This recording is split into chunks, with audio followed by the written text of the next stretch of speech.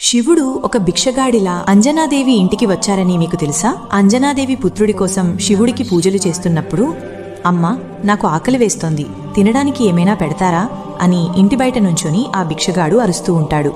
అది చూసిన అంజనాదేవి, సరే లోపలికి రండి అని పిలిచి భోజనం ఏర్పాటు చేస్తుంది. మీరు వెళ్లి చేతులు కడుక్కొని రండి అని అనగా ఆ భిక్షగాడు, నా జీవితంలో ఇంతవరకు చేతులు కాదు కదా, నోరు కూడా కడగలేదు, ఇప్పుడు కూడా చేతులు కడుక్కోకుండానే తింటాను అని మొండిగా కూర్చుంటాడు. పైగా శివుడి కోసం ఏర్పాటు చేసిన సింహాసనం మీద కూర్చొని ఆహారం వడ్డించు అని గర్వంగా అంటాడు. అతిథిని ఏమీ అనకూడదు అని అంజనాదేవి ఆహారం వడ్డిస్తుంది. అతను ఆ భోజనం తింటూ నోట్లో నుండి కిందకు ఊస్తూ, చీచి, దీంట్లో ఉప్పు లేదు, కారం లేదు అని వంకలు పెడుతూ, నీకసలు వంట చేయడం వచ్చా రాదా అంటూనే అక్కడ శివుడికి పెట్టిన ఆహారం కూడా మొత్తం తినేస్తాడు. అంజనాదేవికి పట్టరాని కోపం వస్తుంది. అయినా ఏమీ అనదు.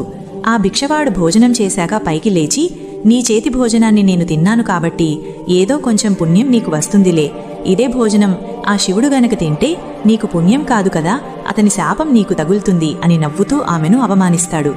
అది వినగానే అంజనాదేవి ఆగ్రహం ఆపుకోలేక నమస్కరించి కోపంతో, మీరు గనక ఇంకోసారి నా శివుడు గురించి మాట్లాడితే అని అంటుంది. అప్పుడు ఆ భిక్షగాడు సాక్షాత్తు శివుడిలాగా మారిపోతాడు. అమ్మా అంజనా, నువ్వు నా కోసం ఎంతో కఠోరమైన తపస్సు చేస్తున్నావు. నీ భక్తిని ప్రేమను పరీక్షించడానికి నేనిలా చేశాను. నేను నీ గర్భం నుండి జన్మిస్తాను అని మాట ఇచ్చి ఆమెను దీవించి అక్కడి నుండి వెళ్ళిపోతాడు. ఆ తర్వాత ఆమెకి ఒక కుమారుడు జన్మిస్తాడు. అతడే